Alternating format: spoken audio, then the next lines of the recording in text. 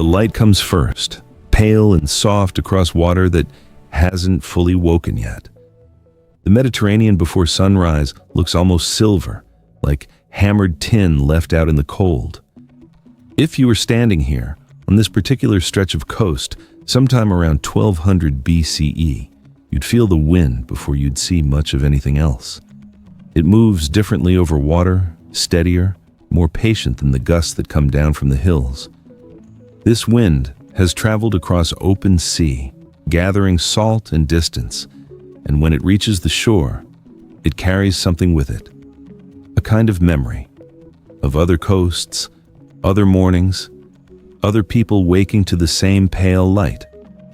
You might not notice it right away, but the world here is connected in ways that feel almost invisible. Let's walk together, slowly, through a day that happened more than 3,000 years ago. Not the day of a king or a battle or a dramatic collapse, just a day. The kind that repeats itself with small variations over and over until suddenly it doesn't anymore. This is the world at the edge of the late Bronze Age, and these are the people we call the Sea Peoples, though they probably didn't call themselves that.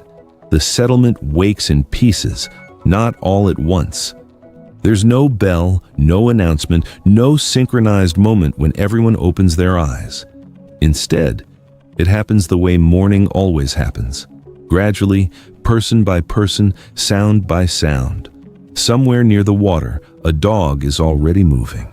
You can hear its paws on packed earth, that particular shuffling trot of an animal with a purpose. Maybe checking the boats. Maybe just being a dog, investigating the night's changes before the humans take over again. The houses here aren't grand. They're low, practical, built close together for wind protection. Mud brick mostly, with wooden supports where they can get them. Roofs of thatch or reeds, pitched just enough to shed rain when it comes. The kind of architecture that says, we understand the weather, we respect it, but we're not trying to fight it. Inside one of these small structures, someone stirs, a woman perhaps, though it doesn't matter much for the rhythm of what happens next. She sits up slowly, feet finding the cool floor, and for just a moment, there's that particular silence that exists between sleep and the day's demands. A breath, two breaths. The realization that her body already knows what to do, even if her mind is still catching up. She stands, moves to the doorway. Outside, the light has changed, not dramatically, but enough. The silver is giving way to something warmer, a kind of honey color that makes the water look less foreign, more like a place humans might actually belong. She wraps something around her shoulders. The mornings can be cool even in summer, especially this close to the sea. Wool, probably. Coarse but effective. Dyed with something that was once bright, but has faded through wearing and washing into a soft, indistinct brown. Other doors are opening now. Across the settlement, an old man is already at work. He's been awake for a while. Older people sleep differently, more lightly, and he's learned to use these quiet hours before the day really begins. Right now, he's sitting on a low stool outside his house, working on a fishing net that needs repair. His hands move automatically. Loop, pull, knot, loop, pull, knot. The rhythm is so familiar he doesn't have to think about it anymore, which is good because his eyes aren't what they used to be. He works more by touch than sight these days, fingers finding the breaks and weak spots in the cordage without really looking. The net smells like salt and fish and thyme. It's been used hard this season. Everyone's nets have. The fishing has been not bad exactly, but unpredictable. Some days abundant, some days puzzling in their emptiness. The old man doesn't worry about it much. The sea has moods. Always has. You learn to work with them, not against them. He pauses to stretch his fingers. Arthritis? Nah, probably, though he wouldn't know that word. Just the ache that comes with many seasons, many repairs, many fish. A child appears, wandering between houses, too young to have specific tasks yet, old enough to be curious. The old man nods at the child but doesn't speak. The child watches the net repair for a few moments, then loses interest and drifts away toward where other voices are beginning to gather. By the time the sun is actually visible, a distinct orange presence climbing out of the eastern water, the settlement has found its morning rhythm. Women are at the communal oven. There's always someone at the oven, it seems. Bread is constant. The dough was prepared yesterday, left to rise overnight, and now it's being shaped into flat rounds and set on hot stones to cook. The smell is extraordinary. A yeast and heat and grain. It's the smell that says, we live here. We make things. We endure. They talk while they work. Soft voices, the kind of conversation that doesn't need to be interesting, just companionable. Someone mentions a cousin in a settlement further down the coast. Someone else talks about a trader who passed through last week with amber beads from somewhere impossibly far north. The talk drifts, circles back, drifts again. The bread cooks slowly. Near the water's edge, men are checking the boats. There are maybe 8 or 10 vessels pulled up on the beach here. Small craft mostly, designed for coastal fishing and short trading runs. Not the massive ships that travel the long routes between the big port cities. These are working boats. Practical, built by local craftsmen who learned from their fathers, who learned from theirs. One boat needs caulking. The pitch has cracked in a seam near the waterline, and if they don't fix it soon, it'll start taking on water. 2 men examine it together, running their fingers along the hull, discussing quietly. One of them is young, maybe 20, learning the craft. The other is maybe 40, with the kind of weathered face that comes from decades of sun and salt wind. They don't need many words. The older man points, the younger man nods. They understand what needs to happen next. Let's pause here for a moment. Just stop. Look around. This isn't Mycenae. This isn't Egypt. This isn't one of the great palatial centers that fill the history scrolls with their temples and their kings and their dramatic architecture. This is something else, smaller, harder to see, but just as real. The people here exist in the gaps of recorded history. They fish, they trade, they repair nets and bake bread and raise children and argue and laugh and die, all without leaving much trace. No monumental inscriptions, no grand tombs, just life. The ordinary, grinding, beautiful work of staying alive in a complicated world. And yet, there's something about this place, this culture, these networks of coastal peoples connected by water and trade and shared rhythms that will become hugely important. Not because they built empires, but because they'll be there when the empires start to fall. We call them the Sea Peoples now, a modern term, an archaeological convenience for a group that probably never thought of themselves as a single entity. But they were real, and they lived days like this, hundreds of them, thousands, until they didn't. The morning moves forward. A woman is grinding grain. Not at the communal oven, but at her own house using a grinding stone that's been worn smooth by years of use. The motion is hypnotic. Rock against rock, grain into flour. The sound is steady, rhythmic, almost like surf if you're not really listening. Her daughter, maybe 10 years old, sits nearby spinning wool. The spindle twirls between her fingers, the thread growing longer with each rotation. She's getting good at it. The thread is mostly even now, only occasionally thick or thin. Her mother has noticed but hasn't said anything yet. Praise can wait, for now it's enough that the girl is learning. They don't talk much. The work has its own language. Around mid-morning, something changes. Not dramatically, just a shift in the atmosphere. People start drifting toward the northern edge of the settlement, where a small group is gathered. There's no alarm, no shouting, just a quiet gathering of attention. A boat is coming in, not one of theirs. You can tell by the way it sits in the water, the shape of the sail. This is a vessel from somewhere else. Not far, probably. Maybe 2 or 3 days sailing up the coast. But different. Strange enough to warrant attention. Familiar enough not to cause fear.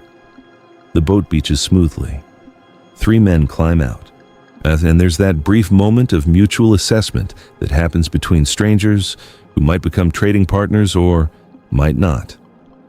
Everyone relaxed but watchful. Polite but reserved. One of the visitors speaks. His dialect is close enough to be understood, though some words are shaped differently. He's looking for tin, he says, and he has Egyptian faience beads to trade, if anyone's interested. The old man who was repairing his net earlier approaches. He's seen beads like that before. They're valuable, popular with women for jewelry. And yes, someone in the settlement has tin, not much, but some, acquired from a trader months ago who got it from someone who got it from someone who got it from the distant mines in the far north where such things come from. The negotiation will take time.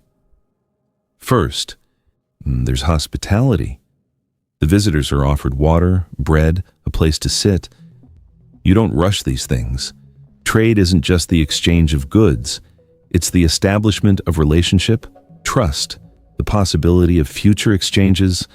They settle in the shade to talk. By midday, the heat has arrived, not oppressive but real, the kind that makes you move slower, think about shade, drink more water than you'd normally bother with. The work continues, but changes rhythm. Less physical labor, more sitting tasks, more time in shaded spaces. A man is making fish hooks. He sits cross-legged in the shadow of his house, working bone into shape. Small pieces, each one carefully carved with a stone tool that's been sharpened so many times it's more of a habit than a blade. The hooks are tiny, precise. They have to be the wrong size or shape and the fish won't take them. He works slowly, carefully. This is skilled labor, the kind that takes years to do well. Each hook represents hours of work. But a good hook can last for seasons if you don't lose it. And you always lose some. The bone dust gathers in his lap.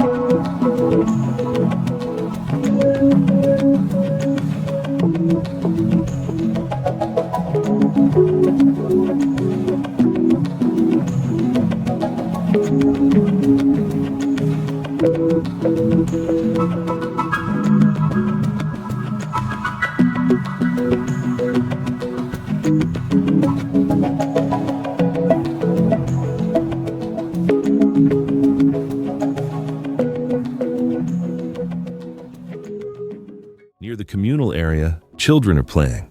They've found smooth pebbles and invented some game that involves throwing and catching and rules that only they understand. Their voices carry across the settlement, high, excited, completely absorbed in their own world. An older girl watches them while stirring something in a pot, some kind of stew maybe, or porridge. It's hard to say. Food here is practical: grain, fish, olive oil when they can get it, lentils, onions, whatever's available, seasoned with salt and herbs and the accumulated knowledge of generations of cooks who knew how to make limited ingredients taste like enough. She stirs, watches the children, thinks about whatever young people think about when they're between childhood and adult responsibilities. The future, maybe. Though the future doesn't look that different from the present here. Same work, same rhythms, same sea. The visitors from the morning are still here. The negotiation has evolved into something more social. The tin has changed hands. Some beads have been selected, admired, distributed among the women who wanted them, and now there's just conversation. The traders are in no hurry to leave. There's time. The wind is favorable, but wind is always there. They can leave any time. They're talking about routes, safe harbors, places where you can get good water and places where you can't. The kind of practical information that keeps people alive when they're traveling by boat in a world without charts or compasses or weather forecasts. One of the visitors mentions a settlement further south that's been abandoned. Not dramatically, not destroyed, just empty. People apparently decided to leave, moved inland, someone heard. Or maybe to another coast entirely? It's hard to know. The visitor shrugs. These things happen. Settlements come and go. Resources change. Trade routes shift. People move. The local fishermen listen but don't seem alarmed. They've heard similar stories before. The world is always changing, slowly, at the edges. It doesn't mean anything particular. Not yet. The afternoon is long and warm. Time seems to slow down in the heat, becomes thick and honey-like. People find reasons to sit in shade, to work on small tasks that don't require much movement, to talk quietly or not talk at all. A woman is dyeing wool. She has a large clay pot filled with dark liquid, some plant-based dye that she's prepared over the past few days. The wool hangs on wooden frames, waiting. She lifts it carefully, submerges it in the dye, lets it soak. The color is a deep reddish brown, the color of earth or rust or old blood.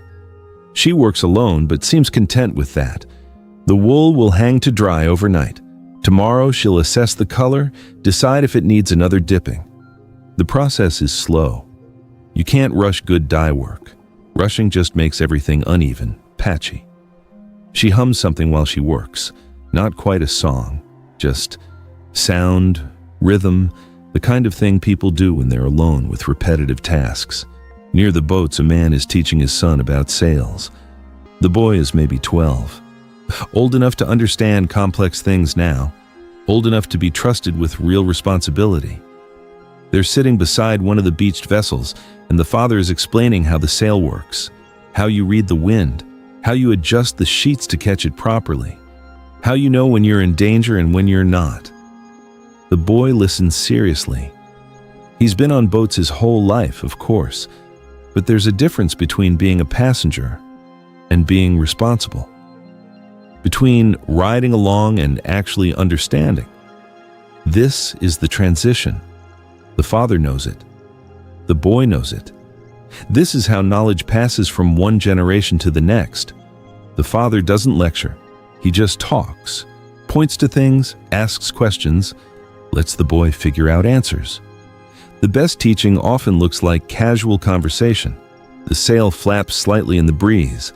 As afternoon slides toward evening, there's a subtle shift in energy.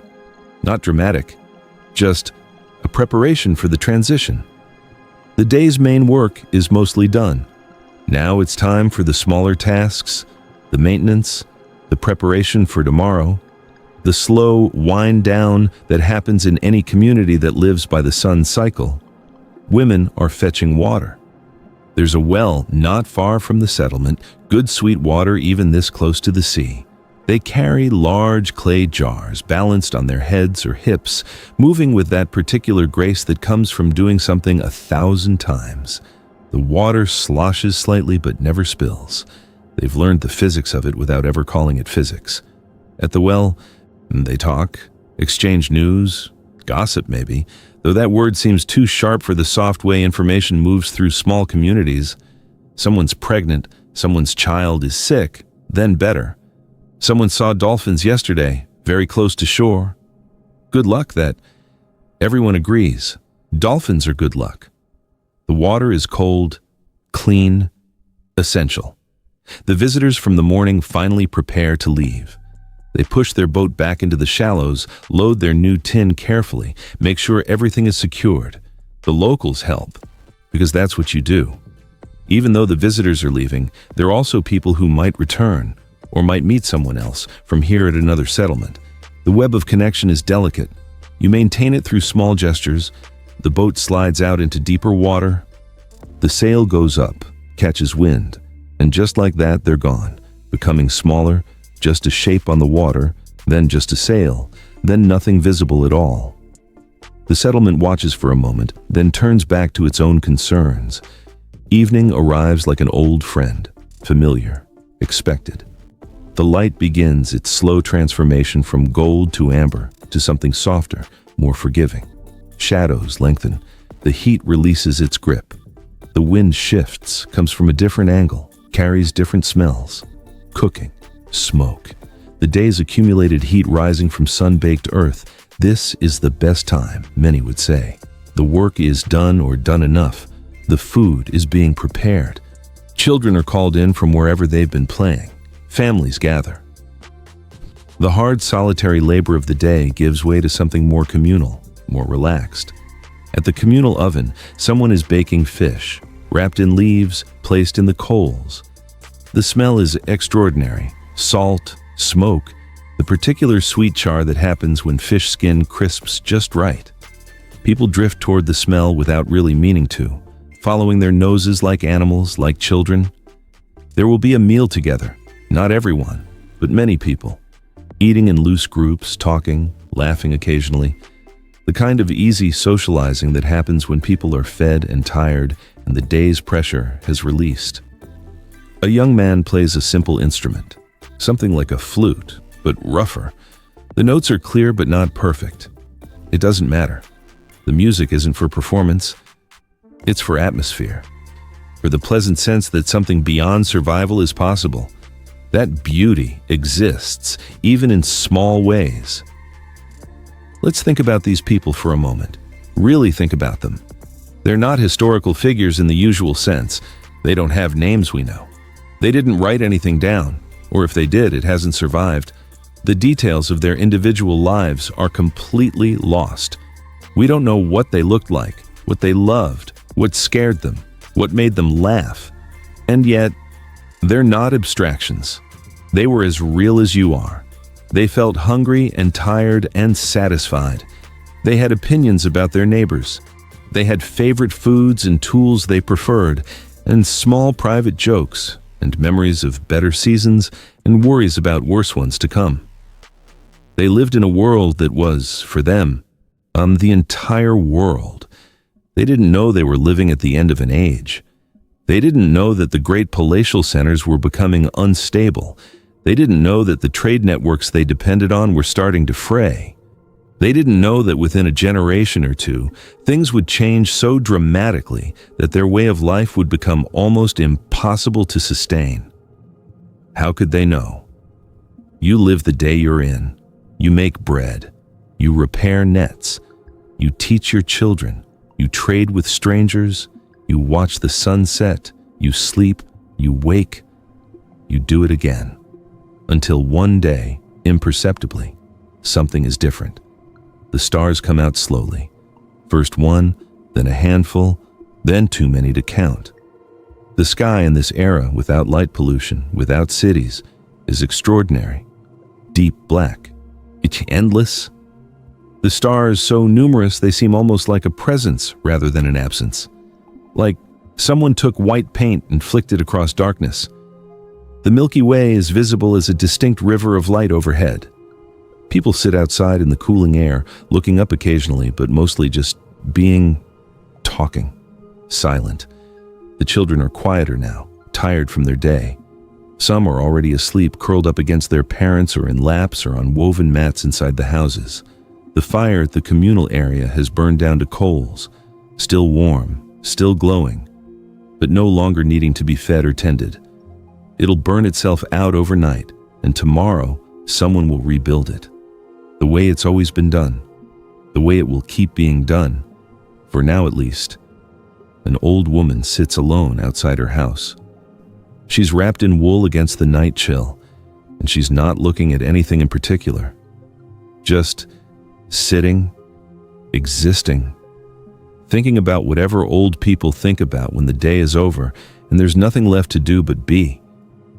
She's lived a long time, by the standards of this place.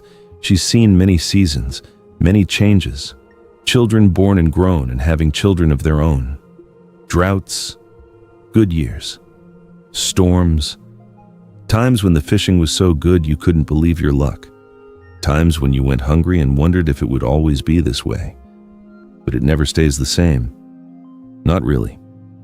Things change. Slowly, usually. Small shifts that you don't notice until you look back and realize how different everything is now from how it was when you were young. She's noticed some things lately. Nothing dramatic, nothing she'd mentioned to anyone, just small differences. Fewer traders coming through. Some routes that used to be reliable seem less so now. A settlement she knew well, abandoned when she visited it last summer. Empty houses, empty boats, no explanation. Where did they go? She doesn't know. Maybe inland, maybe somewhere else on the coast. Maybe something happened that she didn't hear about. It's hard to know things in a world where information travels as slowly as boats and feet can carry it.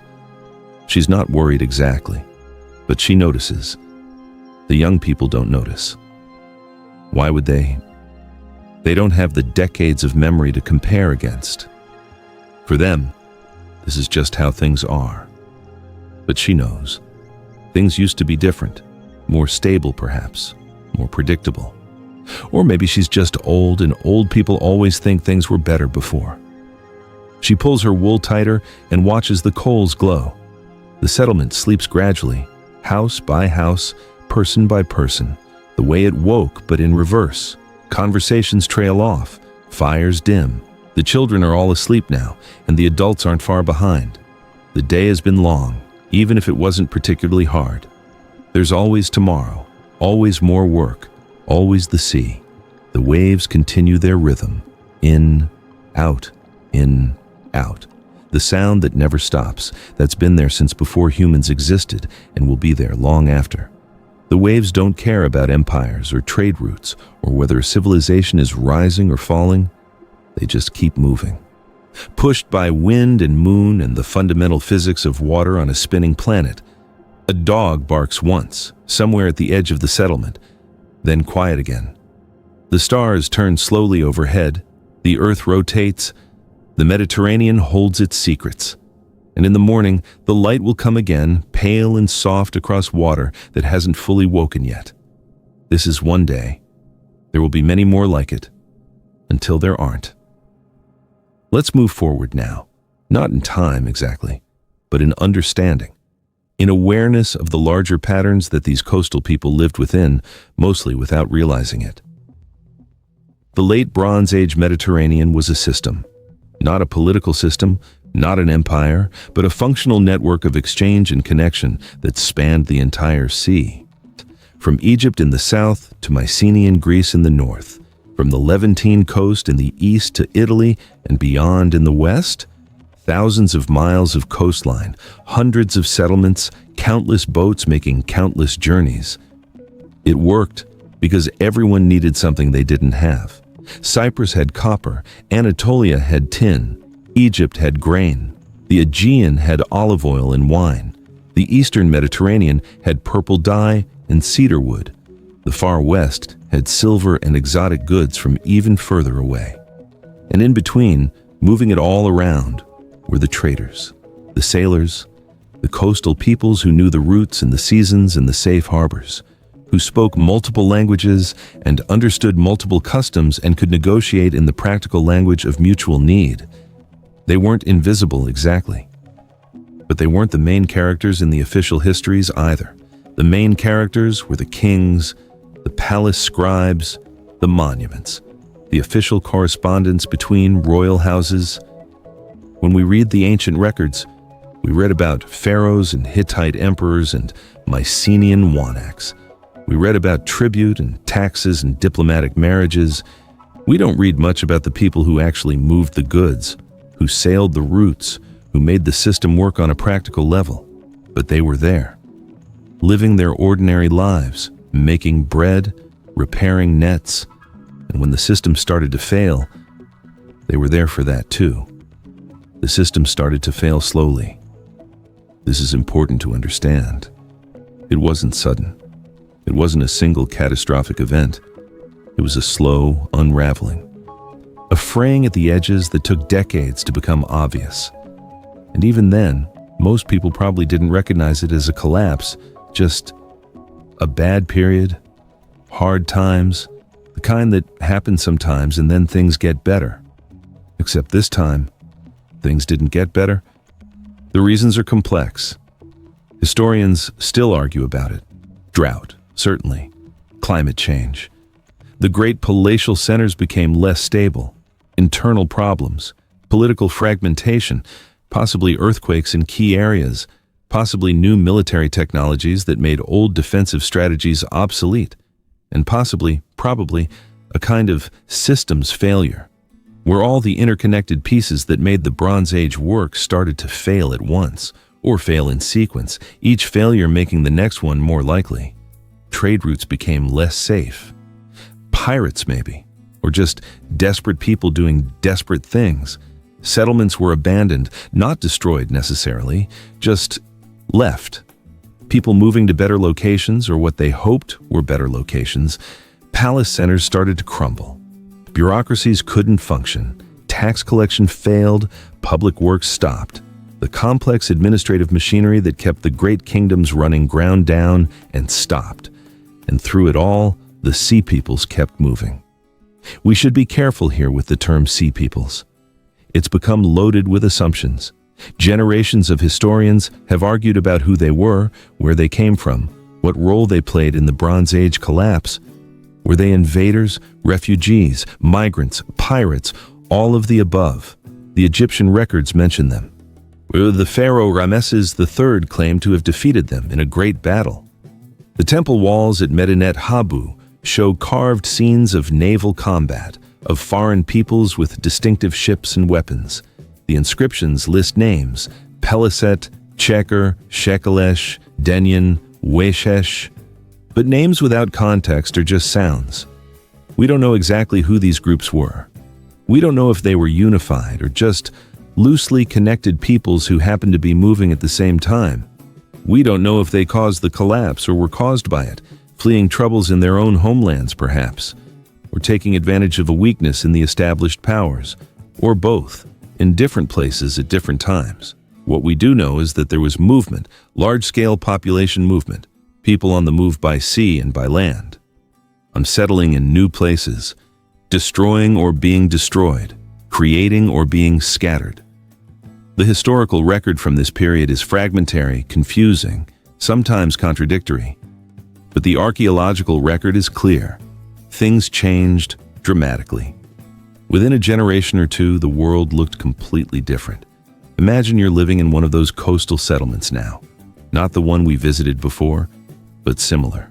Same rhythms, same work, same connection to the sea and to the larger trade networks.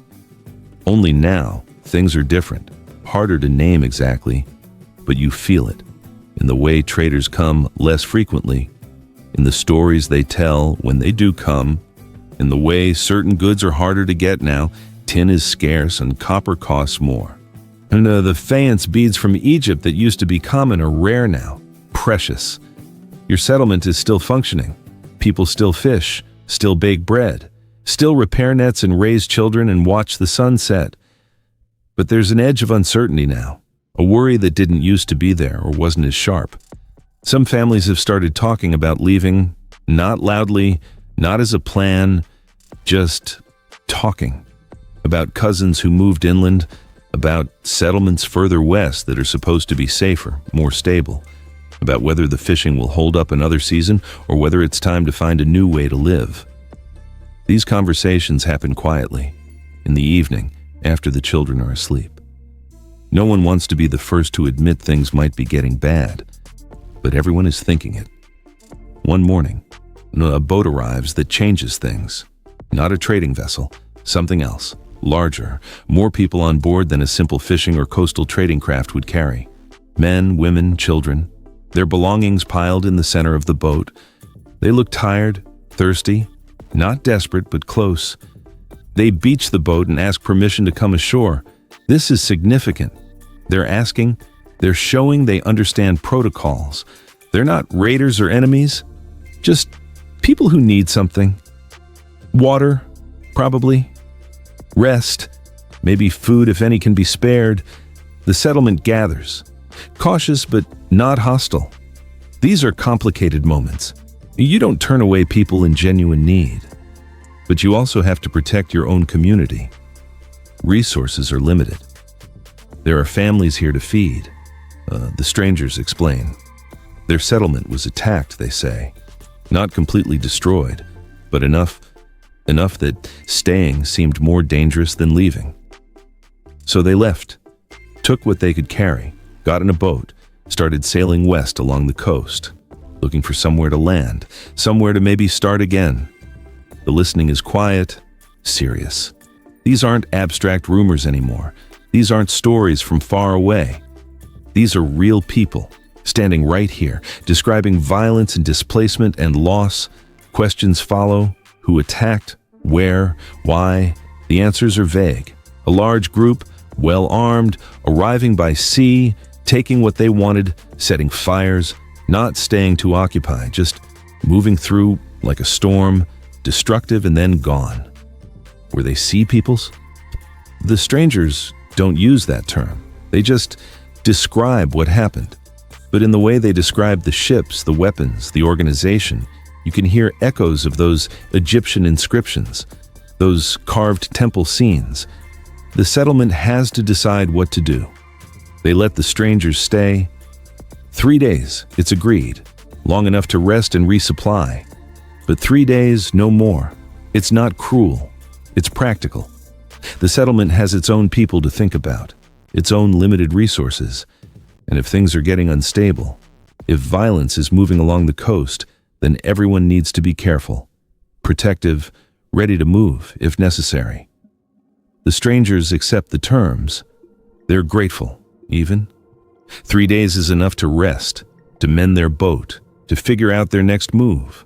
They camp at the edge of the settlement, not integrated but not separate either, in that liminal space where guests exist, visible but temporary.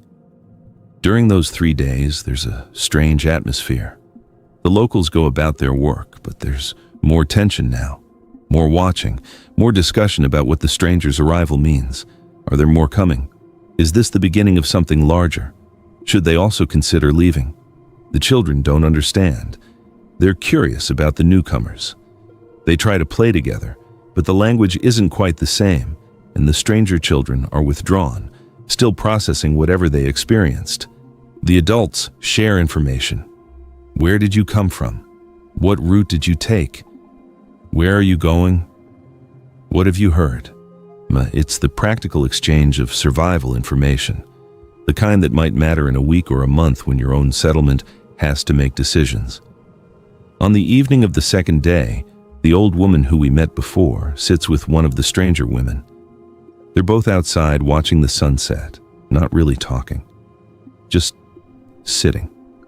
There's something about shared silence that can be more communicative than words sometimes. Eventually, the stranger woman speaks. "We thought we were safe," she says. Her voice is quiet, not asking for sympathy, just stating a fact. "We thought our settlement was small enough, poor enough, that no one would bother. We were wrong." The old woman nods. She doesn't offer platitudes. What would be the point? "Where will you go?" she asks instead. "West," the stranger woman says. "Maybe Sicily, maybe further. Somewhere that isn't here." The old woman considers this. "West is far," she says, "and maybe the same problems are there too." "Maybe," the stranger woman agrees. "But we can't stay where we were, and we can't stay here. So west seems as good as any direction." They sit in silence again.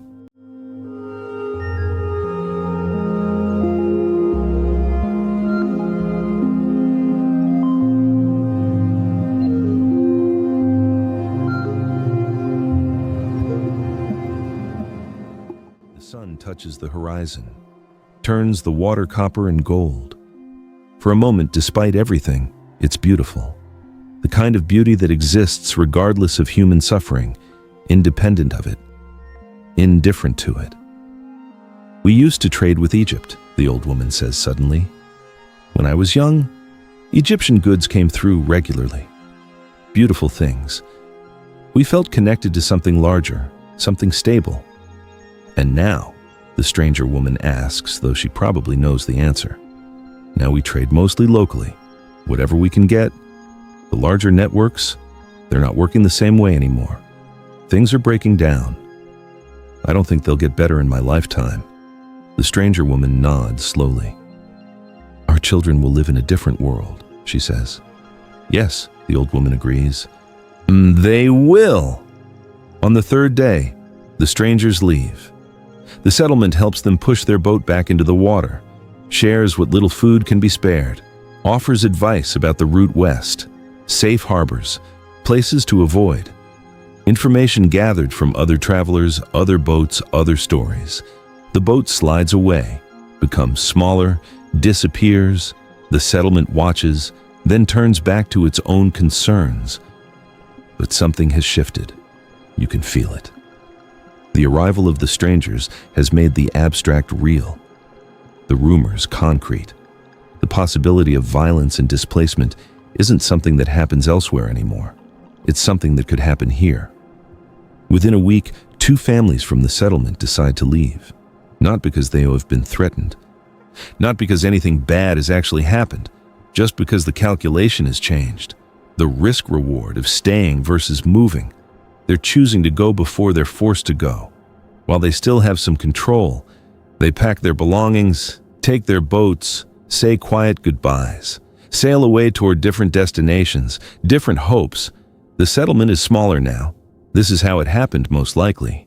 Not in dramatic battles in burning cities, or not only that, but also in these quiet decisions, these small abandonments, these gradual depopulations, communities shrinking, networks weakening, the connective tissue of Bronze Age civilization fraying strand by strand.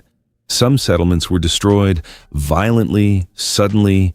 The archaeological record shows burn layers, destruction, the evidence of violent ends.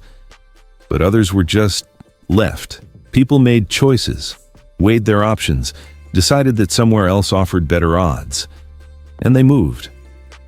This kind of collapse doesn't show up as dramatically in the historical record. There's no single event to point to, no battle that can be named and dated and described. Just a slow dissolution, a gradual fading, which is, in many ways, more frightening, because it means there's no clear enemy to fight, no obvious problem to solve, just a shifting set of circumstances that make the old ways increasingly difficult to sustain until they become impossible. Until everyone left standing looks around and realizes the world they knew is gone. Let's move through time now, not day by day, but season by season, year by year, watching the slow transformation. The settlement we've been following grows smaller. More families leave. The boats that remain are used more for fishing than for trade now. The larger networks have fragmented so much that long-distance trading is risky, unprofitable. Better to focus on immediate survival, feeding the people who are still here. The communal oven still operates, but less frequently. There are fewer people to feed. The old patterns persist, but diminished. Quieter. The old man who repaired his fishing net at the beginning of our story has died. Old age, or illness, or just the accumulated wear of a hard life. He's buried in a simple grave at the edge of the settlement. No elaborate ceremony. Just the acknowledgement that someone who was here is now gone. His grandson continues his work, uses his tools, repairs the same nets. The knowledge passes on, even if the person doesn't. The old woman is still alive, older now, more frail. She spends most of her time sitting outside her house, wrapped in wool, watching the sea. She doesn't work much anymore. Can't, really. Her hands hurt too much. Her eyes are dim, but she watches. She notices. More boats come now. Refugees, most of them. Or raiders. It's getting hard to tell the difference. People desperate enough will do things they wouldn't normally do. Survival overrides other considerations. The settlement has become more defensive, more wary. When boats approach, there's tension. Weapons are close at hand. Not large weapons. Just what they have: fishing knives. Tools that can become weapons if needed. Most encounters are peaceful, tense, but peaceful. Information is exchanged, sometimes goods, sometimes just the acknowledgement of shared human difficulty. But once, there's violence, a boat full of men, armed, Looking for food and supplies and not particularly interested in negotiating, they come ashore aggressively, demanding rather than asking. The settlement resists. Not organized resistance, not a battle, just people protecting what little they have. There's a fight, brief, chaotic, frightening. 2 people from the settlement are hurt, 1 seriously. The raiders take what they can grab quickly and leave. They're not interested in a prolonged conflict. They're just passing through, taking opportunities where they find them. The settlement treats the wounded, buries one person who doesn't survive, tries to repair the damage, but something is broken. Some sense of security, some belief that the world still operates on rules that can be relied upon. Within the month, half the remaining families leave. The settlement is very small now, maybe 20 people, mostly older. The young families with children have already gone, seeking better circumstances elsewhere, or at least different circumstances. The ones who remain are here because leaving seems harder than staying, or because they have nowhere else to go, or because this place is home, and home matters, even when home has become precarious. They still fish, still bake bread when there's grain, still repair their boats and nets and tools. The rhythms of life continue, but diminished, uncertain, like a song you remember but can't quite sing anymore. The old woman is now the oldest person left. She's seen everything, the good years and the decline. She's watched her world transform from something stable, or stable enough, into something uncertain and fragmentary. She doesn't complain. Complaint seems pointless. This is just how things are now. But sometimes in the evening, she talks to whoever will listen about how things used to be, about the traders who used to come regularly, about the goods that flowed through, about the sense that this coastal life was connected to something larger, something that would continue. It won't continue, she says one night. She's talking to a younger woman, maybe 40, one of the few still here. What won't, the woman asks. This, the old woman gestures vaguely. This way of living. It requires things we don't have anymore. Safety, trade routes, networks. It's all coming apart. The younger woman doesn't argue. She knows. Everyone knows, even if they don't say it. What will happen to us? She asks instead. The old woman is quiet for a long time. Then, some will survive, some won't. Some will adapt, find new ways, new places. The sea will still be here. Fish will still swim. People will still need to eat. So something will emerge, but it won't be what we had. It'll be something else. Something worse. Different, the old woman says. Just different. The settlement lasts another 2 years, then 3 more families leave. What's left isn't really a settlement anymore, just a handful of people living in what used to be a community. The houses they don't use are already starting to decay. Thatch rotting, mud brick crumbling, nature reclaiming what humans built. The boats are still used, but mostly for fishing.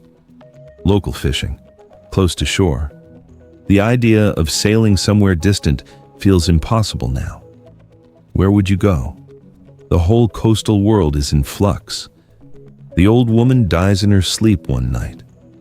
Peacefully, if that matters. She simply doesn't wake up. The others find her in the morning. She looks smaller in death, lighter, as if she's already starting to fade from the world. They bury her beside the old man who repaired his nets, beside others who lived and died here. The burial is simple. There's no one left who knows the old rituals, if there even were old rituals. They just do what seems right. Cover her with earth, mark the place with stones. One person says something, a few words about how she was strong, how she saw a lot, how she endured. Then they go back to the work of surviving. Eventually, the last families leave too. There's no dramatic moment, no final exodus, just decisions made, boats loaded, quiet departures. The settlement empties, becomes silent, just structures now. No people, no smoke from fires, no voices, no children playing, no work being done. The sea continues its rhythm, In and out, in and out. Wind blows through empty houses, scatters things, moves sand and dust around. Birds nest in the rafters. Time passes. Years later, and other people might pass by this place. They'd see the ruins, the collapsed houses, the scattered remains of pottery and tools, and all the physical evidence of human habitation. They might wonder who lived here, why they left, what happened. Or they might not wonder at all. Ruins are common now. The coast is full of abandoned places, so many that they become invisible, unremarkable. The people who lived here are forgotten completely. Their names, their faces, their stories, all lost. Not recorded, not preserved, it just gone. All that remains is evidence that someone was here, lived here, made things, used things, and then left. The specifics are lost. Only the fact remains. This is the fate of most humans who've ever lived, really. To be forgotten, and to leave no trace beyond the physical, and even the physical fades, crumbles, returns to earth. We remember kings and pharaohs and famous battles because they were recorded, carved in stone or written on papyrus, made permanent through the technologies of their time. But the ordinary people, the vast majority, the ones who fished and baked bread and repaired nets and raised children and lived their whole lives in small communities that no one thought to write about. They vanish, not because their lives didn't matter, but because mattering and being remembered are different things. The people of our settlement mattered, to each other, to their children, to their neighbors. They had full, complete lives, rich in the ways that matter when you're living them, full of small joys and sorrows and efforts and relationships and meaning. But history didn't record them, and so they're gone. We call them sea peoples now, a collective term, an archaeological convenience. But they weren't a collective. They were individuals, each with their own story, their own internal life, their own hopes and fears and love and loss. We'll never know those stories, never hear those voices, never see those faces. All we have is the absence they left behind, the empty settlements, the destroyed cities, the layers of ash in the archaeological record, the fragmentary inscriptions that mention movement and conflict and peoples coming from the sea. From this, we construct narratives. We argue about what happened, we build theories, we try to understand. But understanding the broad patterns isn't the same as knowing the individuals. Let's zoom out now. Look at the bigger picture. The late Bronze Age collapse wasn't just about coastal settlements. It was systemic. Multiple civilizations experiencing crisis at roughly the same time. In Greece, the Mycenaean palaces fell, one by one. Pylos, Mycenae, Tyrans, Thebes, all the great centers that had dominated for centuries. They burned or were abandoned. The bureaucratic systems collapsed. The linear B tablets stop. Writing itself disappears for several centuries. Greece enters what we call the Dark Ages. In Anatolia, the Hittite Empire collapsed, one of the great powers of the Bronze Age, gone within a generation. The capital Hattusa destroyed. The royal line ended. The empire fragmented into small competing kingdoms. In the Levant, cities fell. Ugarit, Megiddo, Lachish, Hazor. Evidence of destruction, of violence, of rapid abandonment. In Cyprus, major centers were destroyed. The copper trade disrupted. Even Egypt, which survived, was deeply shaken. Rameses III fought battles against invaders. The economy was strained. The system weakened. Egypt endured, but diminished. Never again as powerful as it had been. Only a few places seemed to escape the worst. The Phoenician cities, possibly, though even they were affected, and some settlements inland, away from the coastal networks, perhaps sheltered from the worst of the turmoil. But overall, the system collapsed. The Bronze Age ended. When it was over, the world looked completely different. Why did it happen? This is the question historians have been asking for a century. The answers keep changing as new evidence emerges, new theories, new perspectives. Climate change was certainly a factor. Drought, crop failures. The palace-based economies of the Bronze Age were fragile. They required agricultural surplus to function. When the surplus disappeared, the whole system became unstable. Earthquakes might have played a role. A series of major earthquakes hitting different centers at vulnerable times, destroying infrastructure, making places uninhabitable. Internal problems certainly existed. The palace systems were bureaucratic, rigid. They couldn't adapt easily to changing circumstances. When they faced multiple challenges at once, they broke. New military technologies may have been a factor. The introduction of new weapons or tactics that made old defensive strategies obsolete, though exactly what these technologies were remains debated.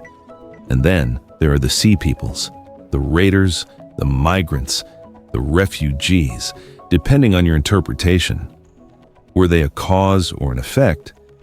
Did they destroy the Bronze Age world, or were they themselves fleeing from the destruction? Probably both, in different places at different times.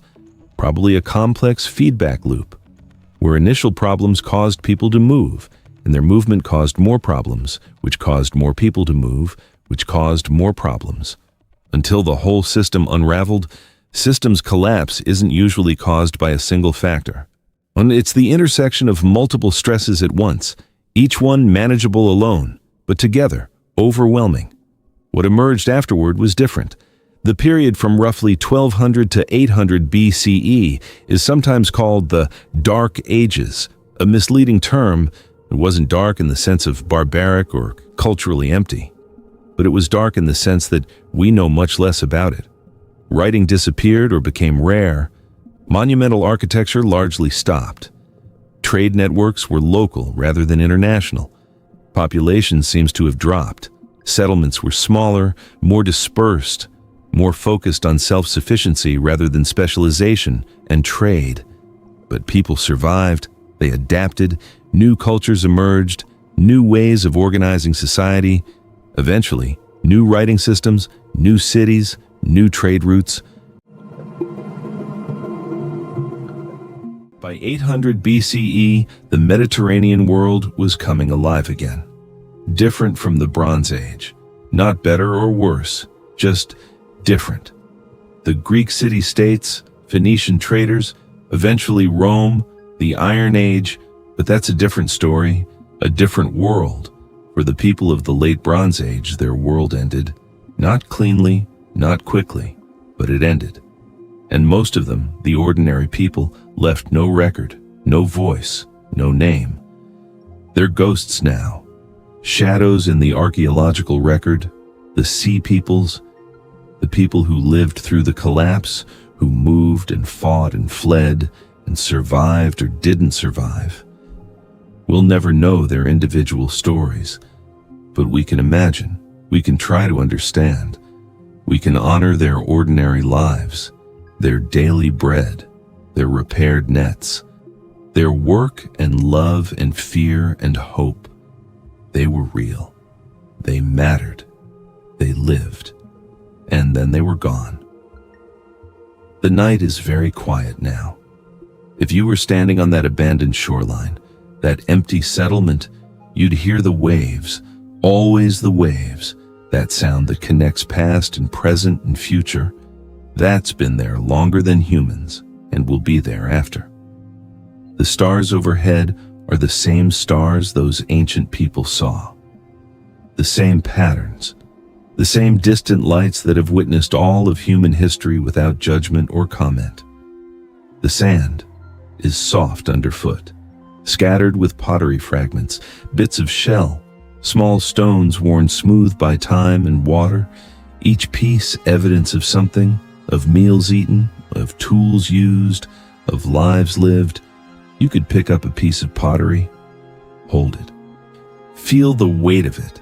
This was made by someone, shaped by human hands, used for some purpose to hold water or oil or grain, part of someone's daily life, and then discarded, broken, forgotten, but still here, still real, still tangible evidence that the past was not abstract, The wind picks up slightly, carries salt and the smell of seaweed.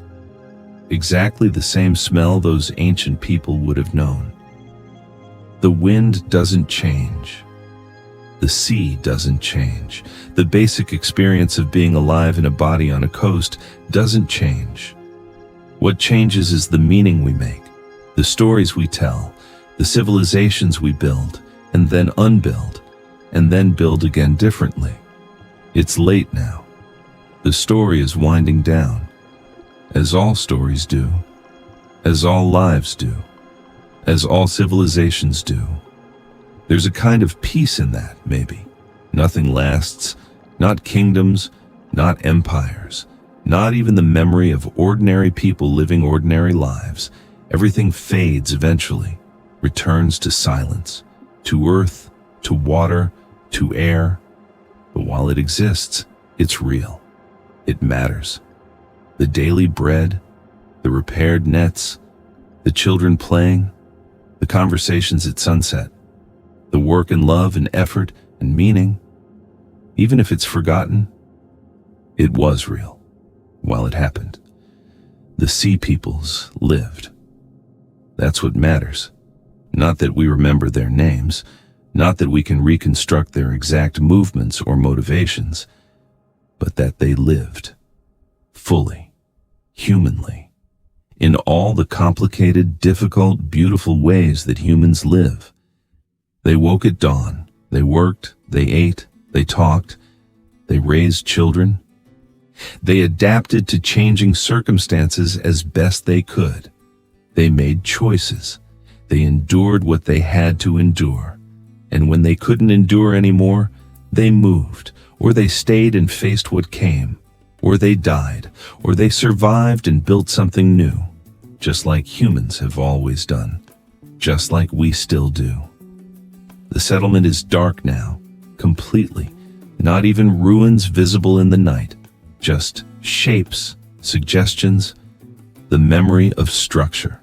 The sea continues its rhythm, unchanging, patient, eternal. In the morning, the light will come again, pale and soft across water, just as it did 3,000 years ago, just as it will tomorrow, and the day after, and the day after that. The shore will be empty, the houses gone, the people scattered into time and distance and forgetting. But the light will come anyway, because that's what light does. It arrives, it illuminates, it moves across the world regardless of whether anyone is there to see it. And somewhere, in some distant place, people will be waking, making bread, repairing nets, raising children, living their own version of the same human story that's been told 1,000,000 times in 1,000,000 different ways, different details, different languages, different tools and technologies, but the same fundamental experience of being alive, of struggling and hoping, of loving and losing, of building and enduring, and eventually, inevitably, letting go. This is the story of the Sea Peoples.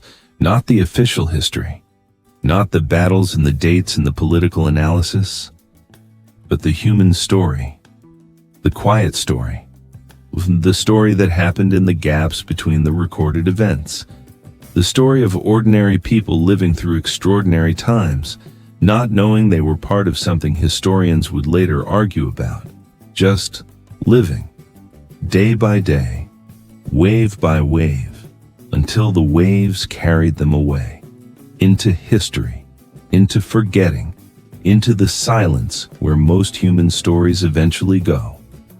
But they were here. They lived. They mattered. And now you know. Just a little. Just enough to remember that history isn't just kings and battles. It's also bread and nets and children and sunset and the eternal rhythm of waves on shore. It's people. Always people, in all their ordinary, extraordinary humanity. Rest now. The story is told, the day is done. The sea is still there, patient, waiting. The stars are overhead. The night is quiet. Tomorrow will come, as it always does. with new light, new challenges, new small moments of being alive in a complicated world. But for now, rest. Let the waves carry you. Let the rhythm soothe. Let the images fade gently into sleep. The sea peoples are sleeping too, have been for 3,000 years, in earth, in water, in the eternal rest that comes to everything eventually.